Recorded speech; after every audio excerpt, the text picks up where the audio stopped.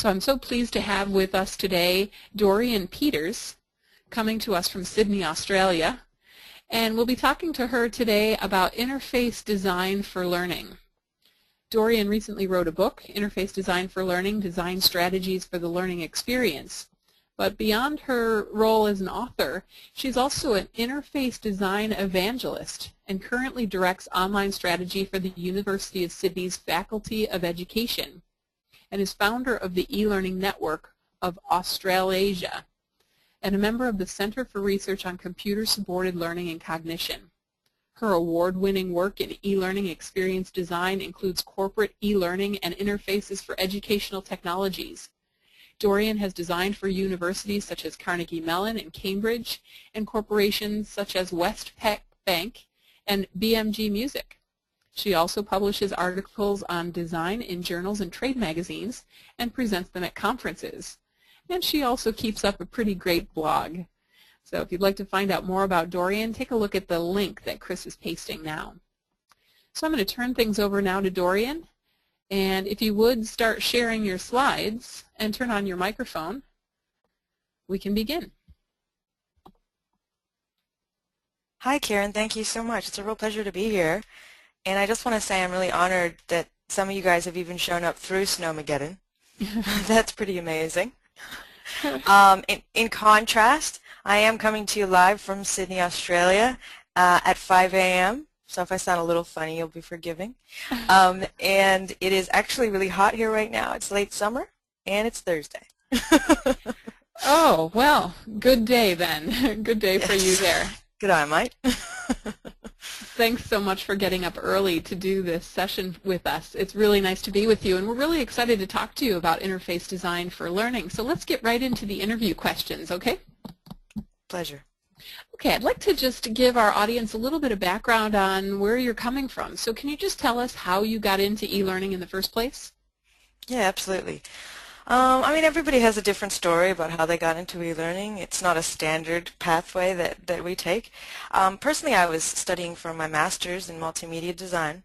I had to come up with a topic for a thesis project. And, you know, usually when you're working in design, you might be working in marketing or communications. But I got an opportunity to work on a university course, and I just jumped on it. And I realized, hey, this is great. Education, it gives me a sense of purpose, as something I believe in that I can really connect with. And so not long after I got the degree, I first worked as a multimedia designer for a while, but then eventually I applied for a job at an e-learning company. And I was just really lucky they took me in because they were the most fabulous team of people to work with and to learn with. And I actually worked there as an instructional designer. And I would have happily stayed, but I really realized I missed doing graphic design. I missed doing the visuals. So when I did get the chance to go back to doing the graphic design, but for e-learning, and in this case it was for the University of Sydney, I basically pounced on it, and I've been doing that for about 10 years now, and so I really enjoy this intersection of visual design and learning, and I feel like it's a really exciting place to be. And judging from the amazing response we've had to this webinar, I think that there's other people that feel that way too, and I'm excited to connect with this community. That's really interesting, because I think a lot of us who work in one discipline find ourselves sort of bridging between one discipline and the other. So it's interesting that that you've been successful doing that, and and we'd like to talk to you more about that. So your book is a book about interface design for learning. Why do we need a book?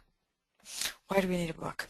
Well, to put it simply, there are thousands of us out there, of people like myself who are working as visual designers, but for learning, for formal learning, for informal learning. And we might be doing corporate training, creating ed tech interfaces from scratch, or creating apps for kids, for education, MOOCs, university courses. I mean, it's just exploded in the last few years. It's incredible. And we've really been without a consolidated resource to turn to for guidance. So I've been feeling that gap myself for a really long time and wanting the book that wasn't there. I mean, instructional designers have incredible resources.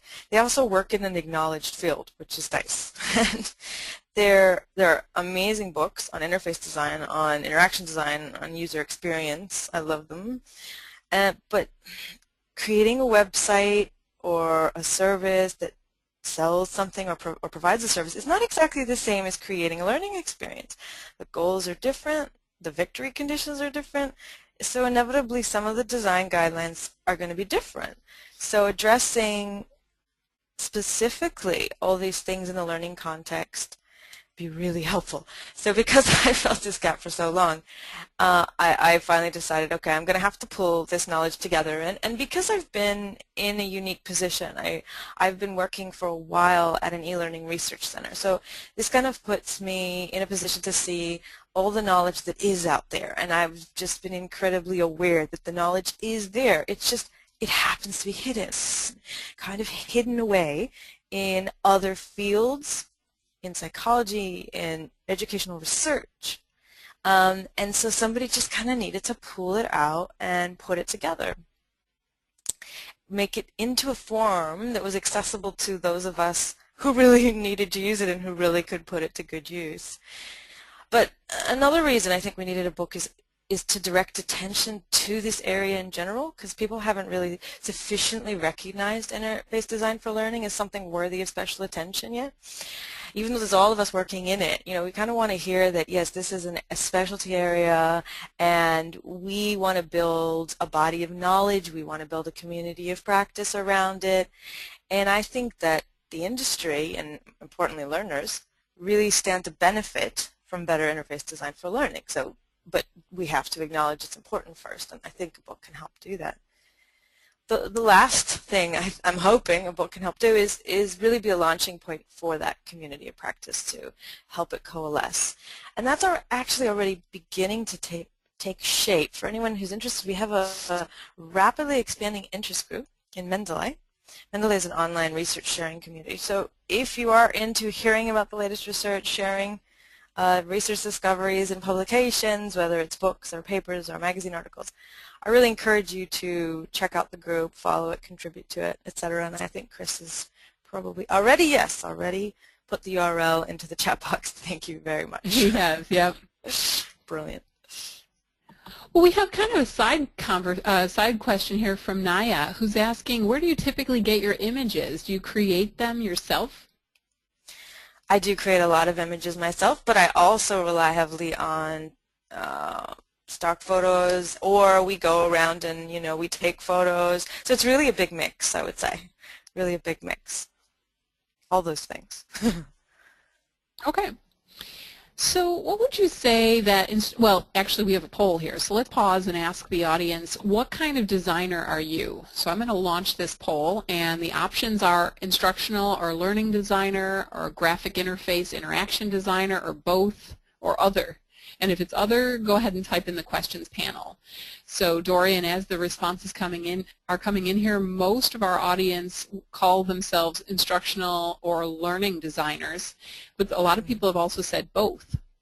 Okay. So I think that's the perfect audience for this conversation. Oh, absolutely. And I wanted to ask that question because it's really interesting for me, because I know that so many of us are kind of expected to be this Renaissance men and women, and we do get responsibility for so many things. A lot of instructional designers are also doing visual design and vice versa. And I really wanted to support that community with the book. And I think it is important for our instructional designers to know a bit about interface design. I mean, obviously, if you're doing the visual design yourself, then it's pretty important, because otherwise you risk that all that hard work you put into the learning design is going to be undermined by poor visual design.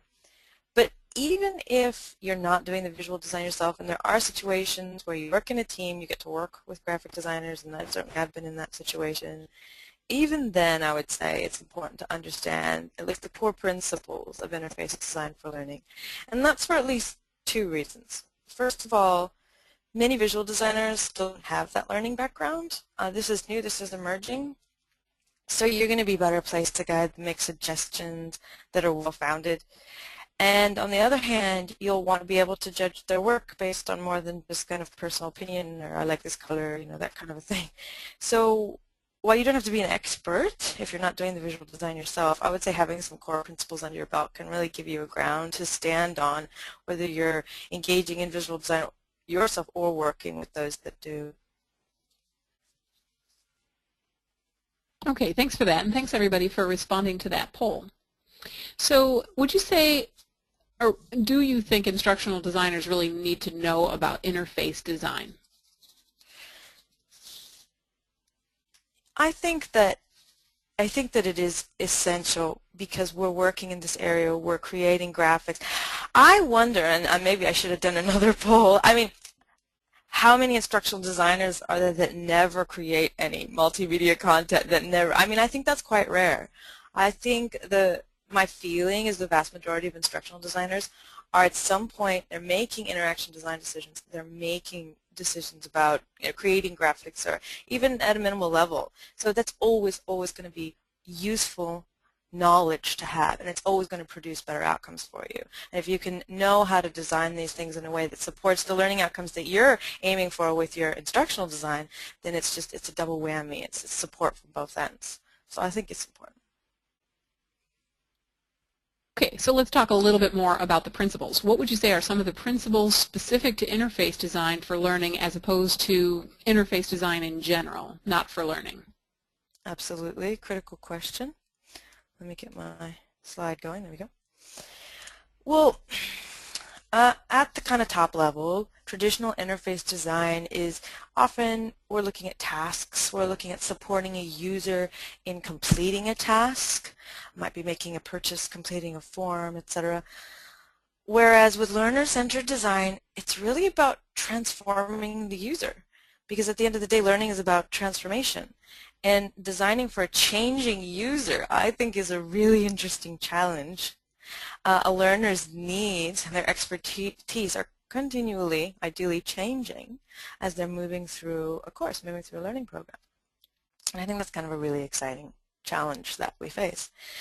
On the other hand, while interface design focuses on user goals, which are typically in support of business goals as well, learning interfaces really have to support learning goals, and these may or may not even be fully understood by the user, which is an interesting one. So, of course, to make it more complex, they also coexist at multiple levels. So it could be subtask goal, task goal, activity goal, class goal, goals for the course, learning objectives for the degree, career even. So I think that's an interesting complexity that comes to the picture. Another core difference has to do with our victory conditions, our basis for evaluation. And in interface design, it's valid to measure task completion time, for example, how fast that people got through a process, their satisfaction with the experience, etc. And it's valid for us to make efforts to reduce the time it takes to increase ease of use, etc. Well, in learning, the learner has to actually learn something, not just complete something. It's not good enough for them just to complete it. And that learning, just to make it hard, occurs largely inside their head. So this is trickier. It also often needs to occur at their own pace, so you can't just be aiming to speed things up all the time. And it also has to occur in their own way frequently. So simply speeding things up, ticking completions, this kind of thing, it's not a good measure of improvement. At the end of the day, it has to be about learning outcomes. These are some high-level differences, but obviously they have implications at the practical level.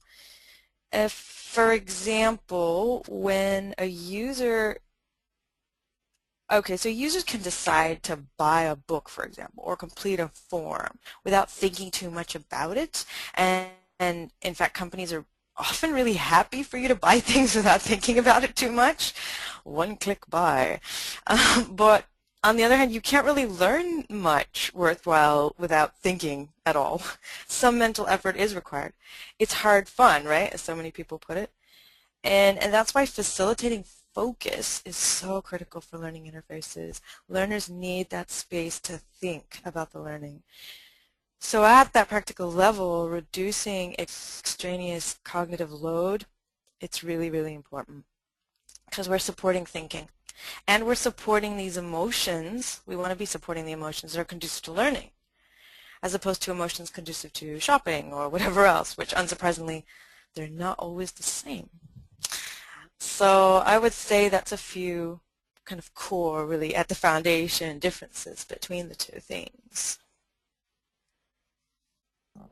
You know, there's a couple other questions coming in here from participants that I'd like to see if you're able to field. One is, does your approach suggest Kolb's experiential learning theory and constructivism?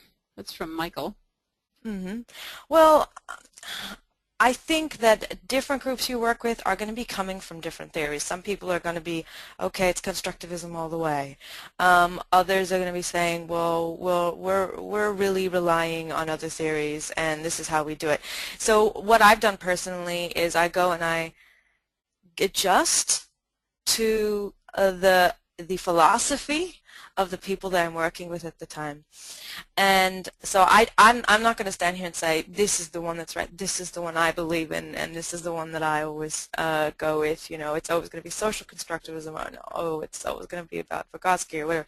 I think that, and I also personally believe actually that it depends on the context, on what needs to be learned, on the audience, on the situation. So I actually think there's something we can gain from all the different theories.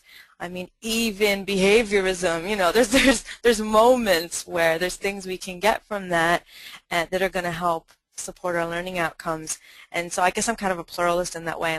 I like to see how I can get the best of all worlds, and that's what I'm working on there. I couldn't say too much more about that because it would just get very detailed. But if you do want to put that into Twitter, I could promise you a blog post about it and get into a bit more detail. Oh, great. Thanks for that. That'll populate your blog for a long time, huh? Yeah. You know, Rachel has a good question here. What do you think are the biggest challenges facing instructional designers today? Ooh, that is a big question. I might be speaking slightly out of turn in the sense that I do the interface design side, and I don't work as much right now on the educational design side because I work with educators, so they're very much the experts on that in the context I work in. But I always get the sense that evaluation is a really big challenge, and especially as devices proliferate and make it a real challenge for us to provide a good experience across multiple devices, and the situations are so different. The context that learners are in are so different when they're on a mobile or when they're on a laptop, etc. So I think that's a real challenge, and evaluation, again, I think comes up again and again as something that's tricky to conduct and follow up with, and etc. Yeah. Okay, I've got another question for you here. So is it true that interface designers just want to make everything as easy as possible, and how do you reconcile that with the fact that learning takes effort? That's a good question. It's easy enough. Interface designers, okay, it is true that we are driven by a desire to improve ease of use. But as we know, learning doesn't happen without effort. So, but it's important to understand the difference, because it's actually the unhelpful or extraneous variety of cognitive effort that we're trying to eliminate from a learning experience. So if you're doing a math problem, your cognitive load should be taken up by the problem. If it's being spent on trying to figure out how to enter a number symbol on screen, or by an interesting but totally irrelevant story about a mathematician in a sidebar, then that's extraneous. So people, it's understandable that they would think that visual designers just want to make things easy, because we do have tenets like Steve Krug's usability class, like don't make me think. But actually that's a misunderstanding of what he's saying, because it's really just shorthand for don't make me think about the interface, because I need to be thinking about the task. So it's not that we want to turn our learners' brains off. It's that we don't want to waste them on things that don't support the task. So in our case, it's don't make me think about the interface, because I need to be thinking about the learning. Any challenge that users face should be supporting the learning itself. And another way to think about this is what educational interface researcher Sharon Oviatt and her colleagues have referred to as quiet design. One of the biggest ways interface design can contribute to better learning is by getting out of the way. So, evidence for this comes from the research on things like overuse of color and how it can decrease performance on memory and recognition tasks, how adding interesting but unnecessary material can harm learning, these kinds of things. And on the positive side, what we have in our arsenal to be supportive is things like breaking things down, chunking, using white space, really leveraging consistency, leveraging well understood signifiers, and all these kinds of ways and other ways to reduce extraneous load. And I do have a few slide examples here. Let's see. So this one is making me think too hard about the interface. So I would have come here task-oriented, I want to find some information, but then this menu on the left, it doesn't look like any menu I've ever seen before in my life, and obviously the people that created it knew that because they had to put little instructions down the bottom. Click on the circles to find out more. So that's extraneous. It's extraneous cognitive load. I'm having to think about this interface unnecessarily. Another example, signifiers are important. Signifiers are basically those clues that indicate what can be done. We used to talk a lot about affordances, and that got muddled. What you can do with something got changed into what it looks like you can do with something, and Don Norman's come out recently making efforts to clarify this. So signifiers are the clues, the visual clues that communicate what can be done. So for example, there's really standard ones like underline text. If you underline text, it looks clickable. So if you underline it and it's not clickable, users get frustrated and waste time and are thinking about the interface. Buttons, they need to look like buttons, or again, you're wasting time. Things that look like buttons should act like buttons, and I have these examples here where you seem to have two headers, news and events. Unfortunately, this is from my university website. But these headers are actually buttons, but there's little to no way that users know that, because they have no signifiers that say I'm a button. Clickbait. So it's these kinds of basic things that you really want to get out of the way. Otherwise, you're just wasting learner brain space. Another thing is simplifying visuals is good for reducing extraneous cognitive load. And obviously, how simplified your visual gets depends on what you're trying to get across, what's being taught, so to speak. Is it the anatomy of the brain, or is it just the idea of a brain? Or is it just a very abstract concept of a brain? So simplifying your visuals as much as possible is another very helpful way of doing it. We recognize line shapes of common objects just as fast as we recognize photos of them. So we're very capable of that, and that just removes the distracting detail. I love that graphic, because the pie chart thing would never work on the graphic on the far left, because I'd be saying, really? Is that the part of the brain that is about the interface? I'd be trying to make it a logical connection when it's really just a metaphorical connection. Absolutely. That would be really interesting if they discovered through some neuroscience that there was an interface side of the brain. I'll keep you posted. I think there is. Actually, thinking about that, the types of things that you were just giving examples of, Gordon asks here, how do you feel about the whole click next to continue idea? Is that good or bad in interface design? The problem there is that you are kind of relying on a page-turning paradigm.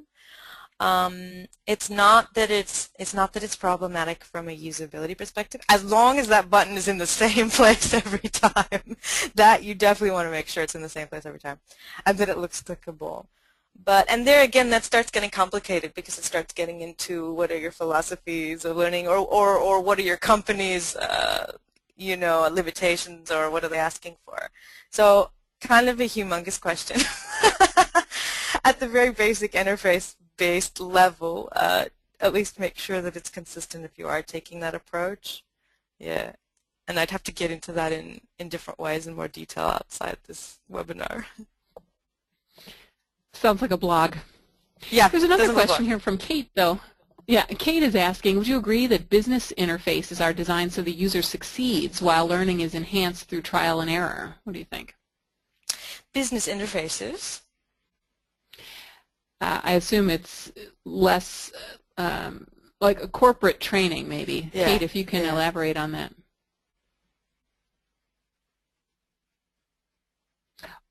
Also, there's a question here. Will you share your PowerPoint?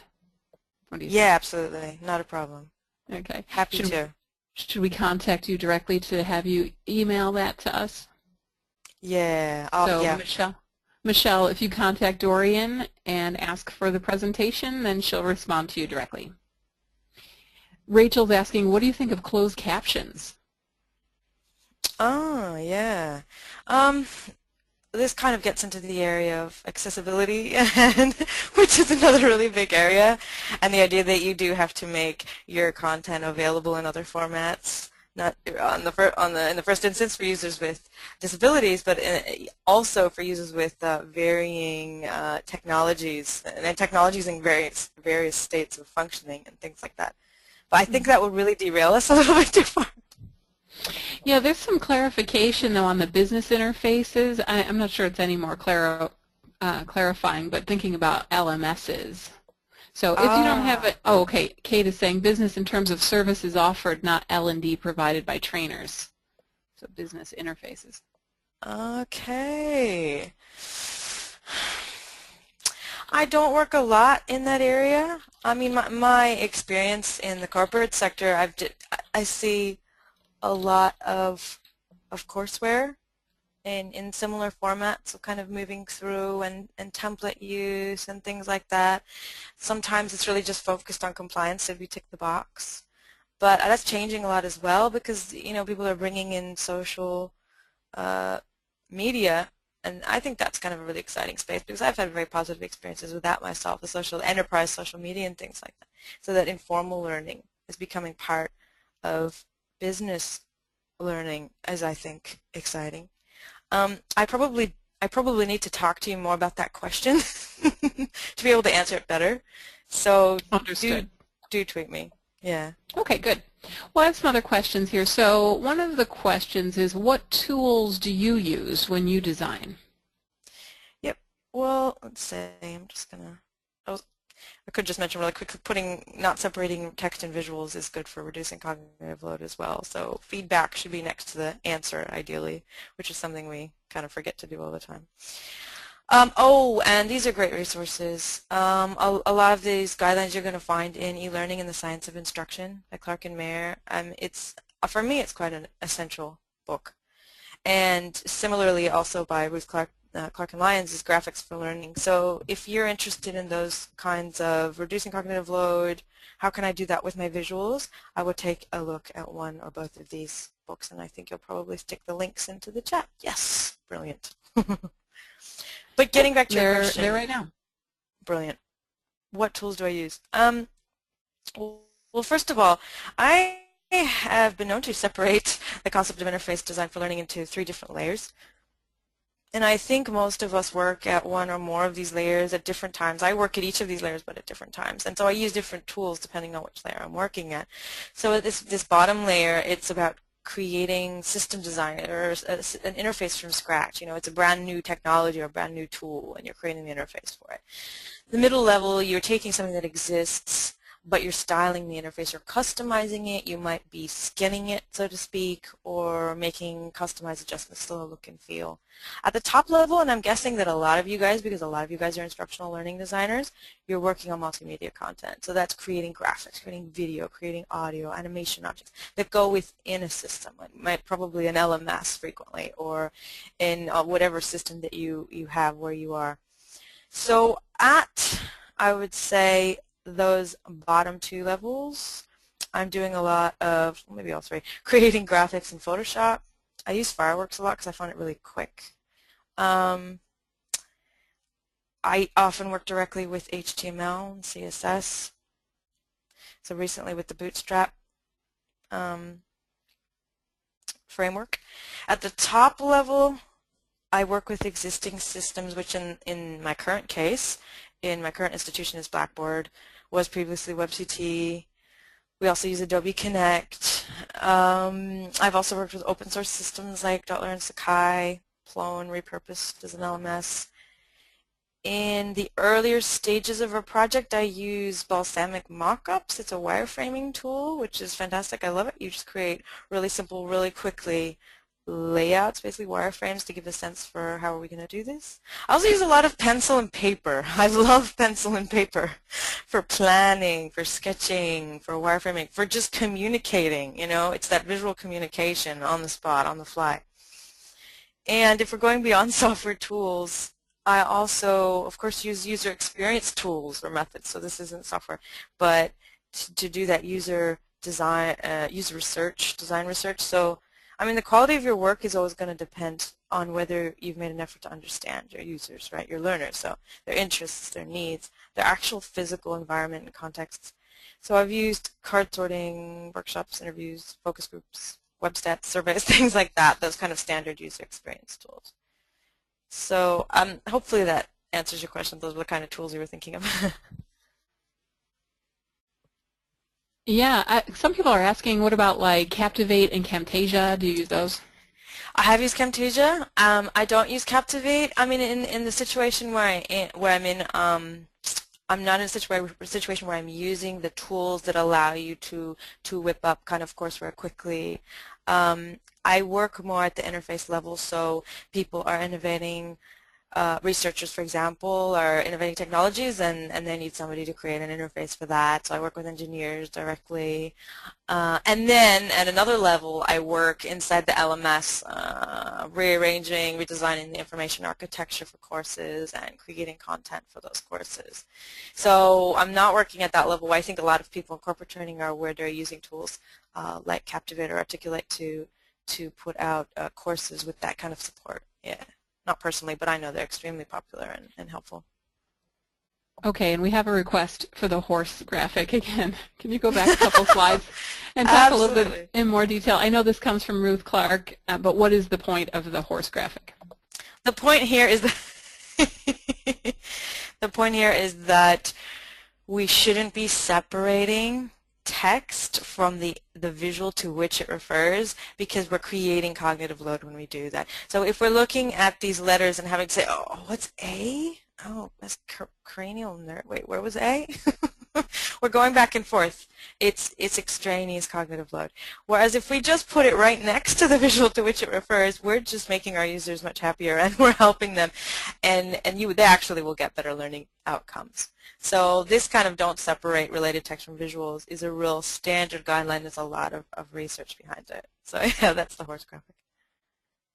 I was just in a session with Ruth Clark recently, and I was reminded of simple things like even putting things side by side instead of top to bottom, so you don't have to scroll down to see the detail. That's so subtle, and yet it makes a real difference from a usability standpoint, which is, of course, what we're talking about.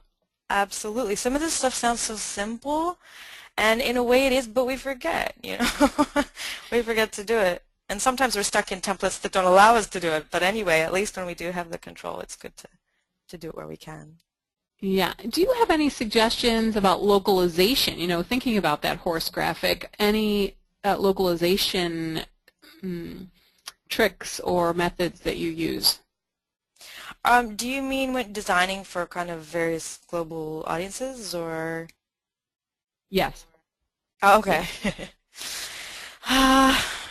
To do with the graphics specifically? That's how it was asked. Yep. Okay. From Philip.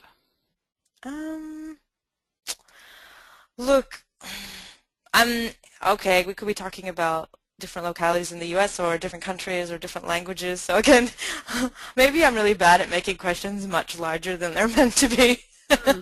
But not specifically that I could say quickly, other than that kind of basic tenet of really know your users, know the context they're in, and cater to that realistically. And sometimes that's really hard, yeah, admittedly. And I mean, you can technically maybe serve different things based on locations of IP addresses and things like that, but that's probably far more technical than we need to get into. Folks did want to hear more about this Google example. If you could talk a little about the proximity of the answer here. Yep, absolutely. So I put this in here because it's a very common example, and basically I've doctored up something from a MOOC, from a Stanford MOOC. So the idea is that we frequently have feedback in the same part of the page, and it tends to be separate from the answer. And what the research tells us, research by people like Ruth Clark and Richard Mayer, is that if we put that feedback next to the answer, our learners are going to learn better We're going to get better learning outcomes that way. So again, it's one of these simple things, although albeit sometimes difficult to do technically if you don't have power over the technical side of things and you're stuck in a template. But where you have the option, and if you're designing an interface from scratch, like I often do, the message is make sure you allow for that. Make sure you allow for people to be putting in feedback, for teachers and instructional designers to be putting in that feedback next to the answer itself.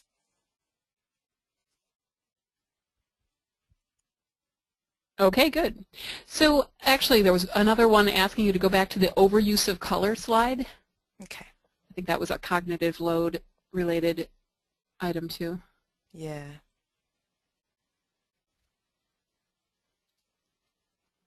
Can you speak more specifically about the overuse of color? Like what is overuse? What does that mean? Too many different colors, or this page is too saturated overall? That's a really good question. Definitely too many different colors is one way to look at it. I actually have a good example. Let me just find the slide. Might take me a second here.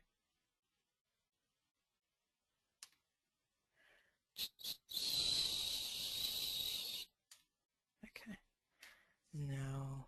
My slides are being very naughty. Definitely number of colors is an issue. If you're putting colors together that are cause fatigue, eye fatigue, they're very intense, there's multiple colors. It's not that you can't use color. Color's amazing. And the other thing about this is it also depends on where and how you use color. Okay, I found the slide. So these are two examples, and one's for fun, and one isn't. And the first one, color is information. Okay, so that's the core principle here. Color is information. So you want to make sure that that information is carrying meaning and is serving a purpose. Otherwise, it's extraneous information and it's contributing to cognitive load. So when you have lots of background textures and imagery and lots of different intense colors, your brain gets confused because we respond to bright colors. They tell us to look somewhere. They guide our attention. They direct our attention. So that's why colors are powerful, because you can use colors to direct attention. But if you use lots of attention-directing colors at once, then they no longer direct attention. Your eyes don't know where to go. And the cool example of this is these hidden picture images like Where's Waldo?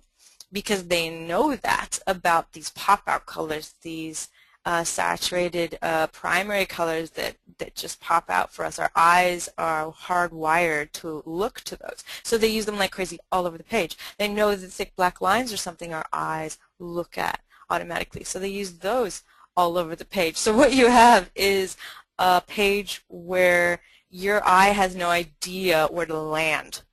And that's why it's fun. That's why it's fun, because what we have to do is kind of fight with our brain's natural instincts in order to find Waldo or in order to find the hidden pictures. But obviously, if we're doing e-learning, we don't want our learners to have to fight with their brain's natural instincts just to see something. So use color for sure, but think about what kind of meaning that color has. And the other thing is it does depend. Of course, there are very color-rich interfaces. If you look at children's educational games, it's a good example. And I think of it this way. If you're on an introduction screen that's setting the scene, that's creating a sense of ambiance, that's conveying the feel of the thing, you can probably be quite liberal with your colors and with your graphics. But if you're on that part of the program where the person has to focus on the learning task, then that's not the right place to have all those rich graphics. Really good to know. So as we move through our questions here, another one that I had for you was related to social learning. How would you say that interface design supports social learning, or what can you do to better support social learning? I love this question because I just find social learning an exciting space. And let me turn my slides back on there.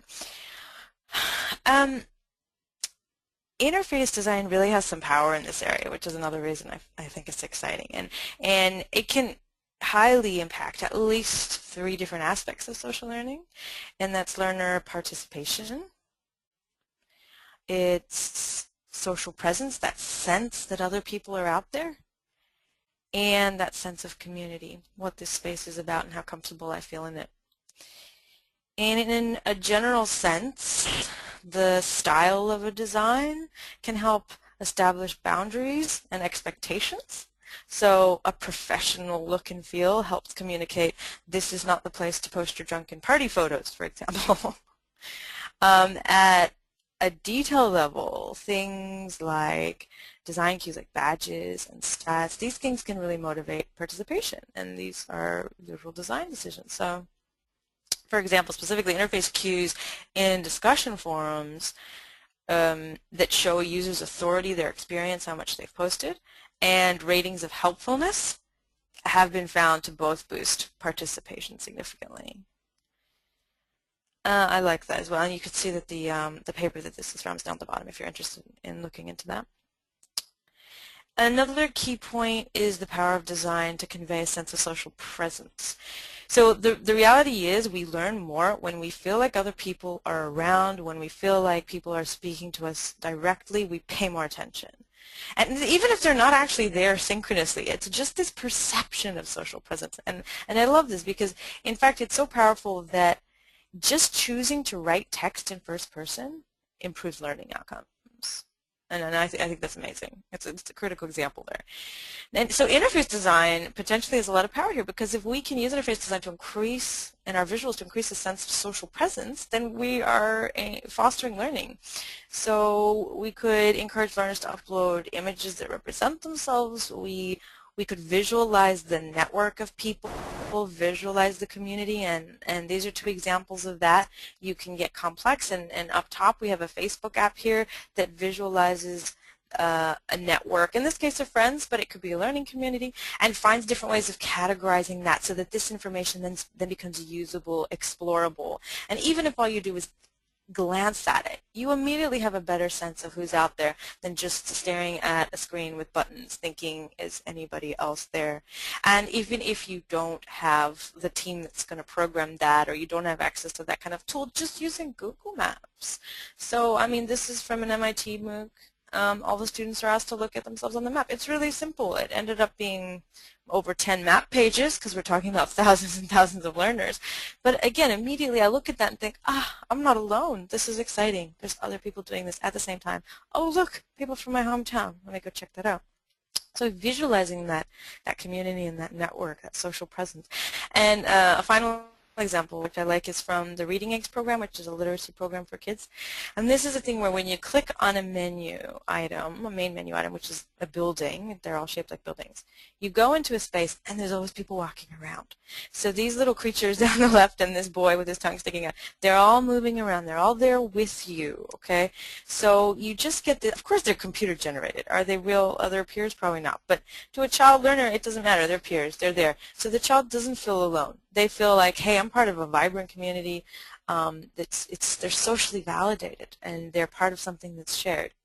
So I think that interface design can be really, really powerful in this space.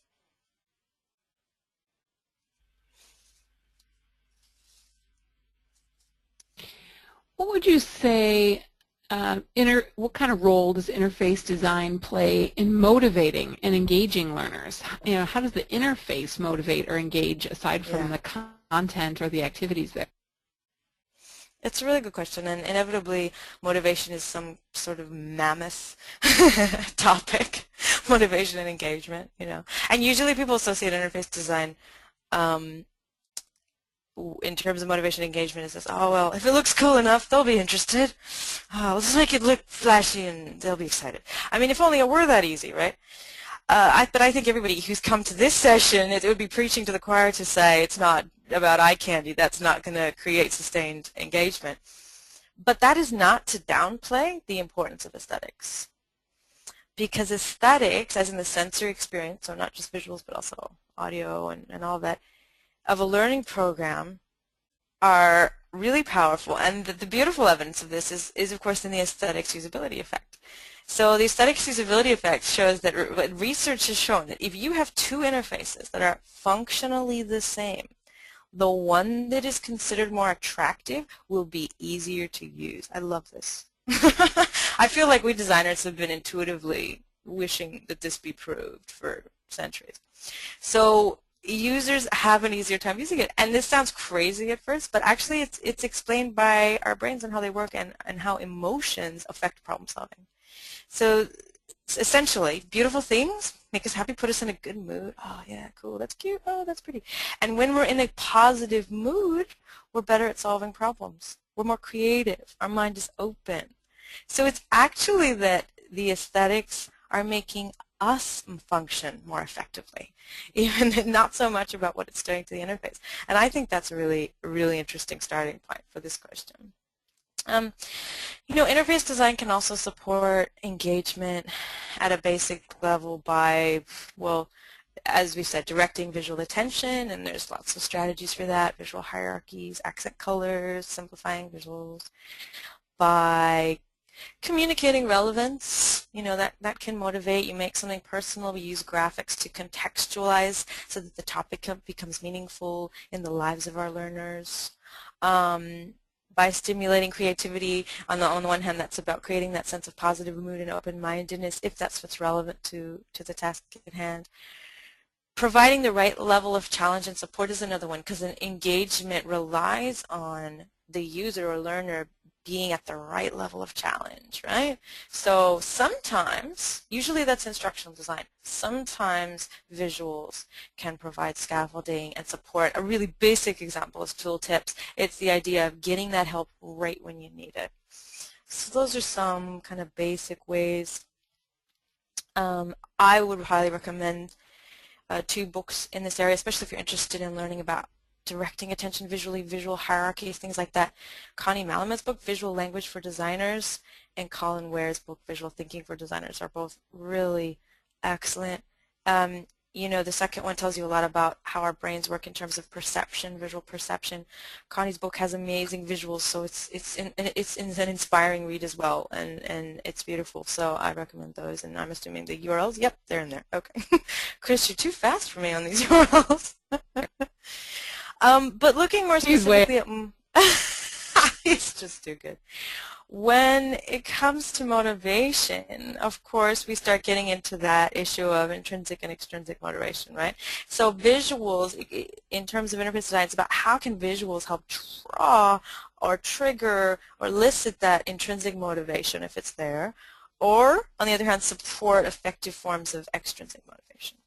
And I do talk about this in the book in more detail because, again, it's a bit of a mammoth topic. But so quickly, intrinsic motivation, of course, is I enjoy this task for its own sake. I enjoy the doing of it. Whereas extrinsic is I'm doing this because of a separable outcome, because I get something separate in return. And I think a good example, if you take literacy programs, so whether that's people learning how to improve their writing, there are things that are intrinsically motivating about writing, right? Storytelling. We love telling stories and hearing stories. Identification with character. We fall in love with characters. Harry Potter, we think we want to be superheroes. Self-expression, to name just a few. Self-expression, we're constantly telling the stories of our lives on social media. You know, this is all intrinsically motivating stuff about writing.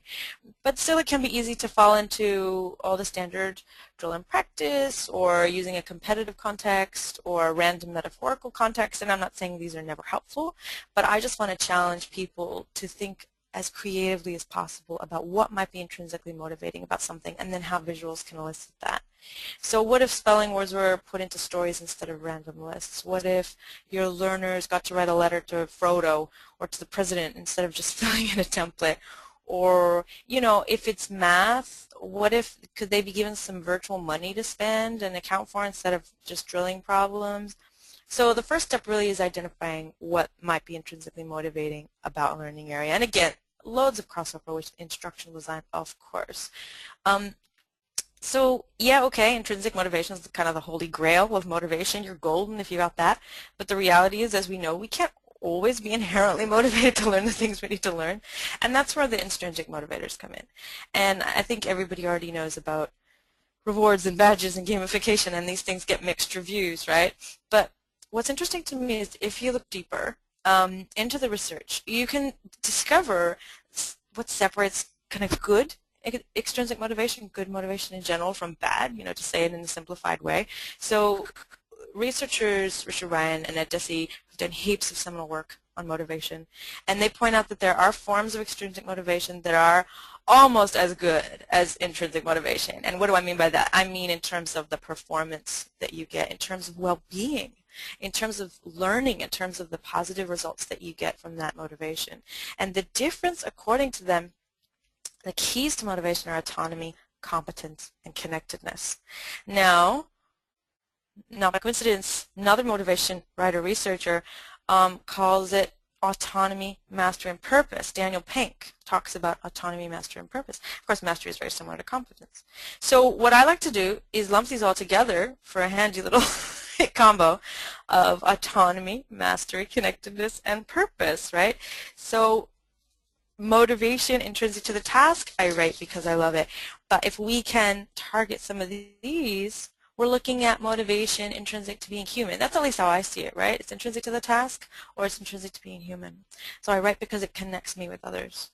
I write because it increases my sense of mastery, competence, or contributes to meaning, to a higher purpose. So that I found that a bit of a useful way to unpack the hairy topic of motivation. But now, wait, what does this have to do with interface design, right? It would take a long time to get into all the detail, but certainly we can leverage aesthetics and aesthetic cues to appeal to those key motivators. Once we know what those are, we can try and appeal to those motivators with visuals. We can reward progress, not talent. That's another one. We're rewarding mastery. We're not telling people they're inherently good or bad based on how they did, but how far they've come. We can set a positive mood for creative thinking, of course. And here's a very simple example where typography is the only difference here. But at the top, we have a hypothetical writing game, educational writing game. At the top, it's about speed. We're valuing speed. Is that what's inherently motivating about writing? Is that going to help people write better, doing it as fast as they can? Probably not. But it's easy enough to think, oh, that'll make it fun, you know. Whereas the bottom two, perhaps, are appealing more to that sense of adventure and storytelling, maybe. The bottom one is probably appealing a little bit to an unnamed wizard, you know, and his popularity. So just typography alone, you can begin to see how visual decisions are going to appeal or not appeal or draw on or kind of prime the learner towards these intrinsic motivators. Yeah, so I'll probably leave it at that. Okay, well then I have two questions to kind of wrap up with because we have about 6 minutes left. So I think it might be helpful if you merge these two together. But the first part is, what do we need to, or how do we recognize good design? And do you have some inspirational examples of that? Absolutely. All right, so let me make sure I have the right visuals for you. So I'll just be getting to the right slides. And while you're doing that, I will just say that there's loads of questions in the queue that we will not be able to address in the next 6 minutes. So if you did post a question, please follow up with Dorian using her Twitter handle that Chris is pasting into chat so that she can follow up with you directly or possibly elaborate on it on her blog. Absolutely, absolutely. I mean, these are humongous questions, so that's kind of inevitable, right? Okay, quickly. I definitely start with standard guidelines. I'm typically interested in how well interfaces stand up to those tried and tested guidelines of, say, usability guidelines, principles of good information architecture, visualization, etc. For example, Jacob Nielsen's user interface design heuristics. Okay, that's a basic place to start, right? So these are there, and we should at least be meeting these standards for a good interface, right? But this isn't specific to learning, and when I was writing the book, I knew it would be really great if there was a way of compiling really well-researched standard guidelines specific to interface designs for learning. And indeed, I came across enough of them to make that possible. And so I've pulled them into a set of 11, and I'm not going to go through these individually. We don't have time, but they are on my blog. So feel free to go through them with more detail there. And these things, of course, are helpful for supporting professional reviews, but the bottom line is always going to be learning gains, isn't it? It's always going to be learning outcomes. And how you evaluate that really depends on the project, your context, whether you're in a company, whether you're at a university. I mean, evaluation of learning outcomes is more built into the system in educational institutions. pre and post tests, etc. At the same time, you can look at how technologies themselves can give you information, of course. LMSs can tell us only 30% of the learners watched that video, or those learners that engaged with our virtual world did better on the exam, things like that. You can run A/B tests maybe. But anyway, lots of detail there that I probably don't have time to get into. But anyway, standards and heuristics really helpful. But I hope that this evaluation is among the things that new professional community and IDL is going to talk about with each other, is going to share, because it's an ongoing process, and experiences about evaluation are always really helpful. In terms of inspiration, let me just get to the right slide really quickly.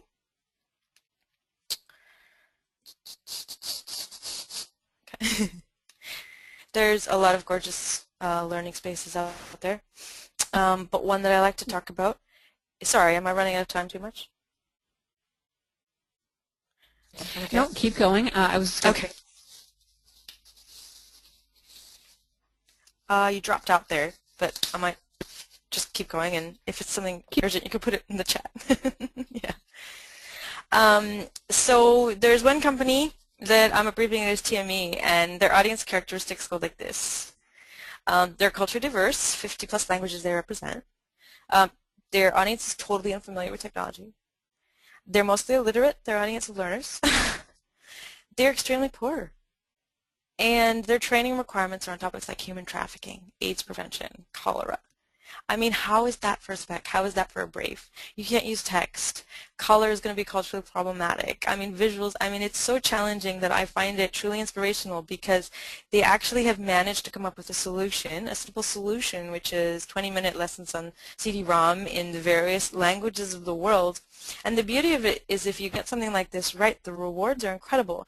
And I came across a photo caption on their website one time that read, "Our associates found a family living in a slum just feet from the tracks, but sleeping under a mosquito net as a result of watching our lesson, Bed Nets Can Save Lives," in the Bengali language. And I thought that was so moving. And basically they take them to schools, they put these CD-ROMs on buses and ride the bus around town, they put them in the lobbies of clinics, and I just think it's amazing work. So I was inspired enough, and I'm committing a percentage of my part of the book to Terramaki Education, so I wanted to mention them.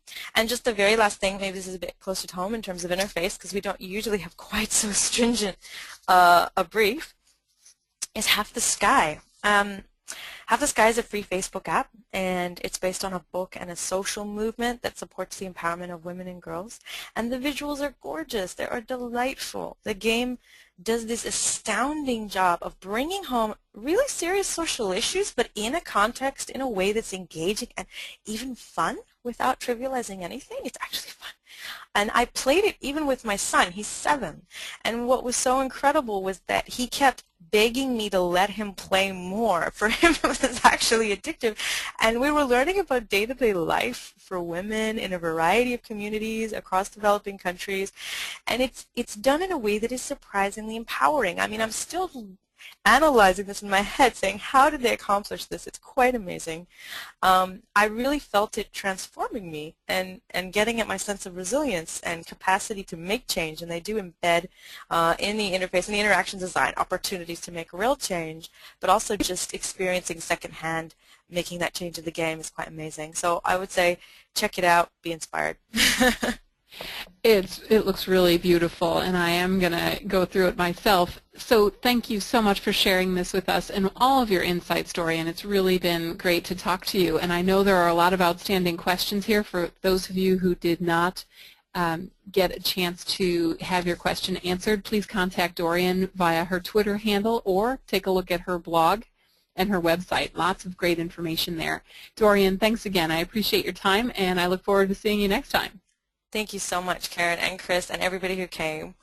Have a great day. You too. Take care. That's it for us here at the eLearning Guild. We appreciate your time. This session has been recorded, and the recording link will be sent to you very shortly. If you need the PowerPoint, please contact Dorian directly using her Twitter handle, Dorian_Peters. Thanks, everybody. We'll see you next time.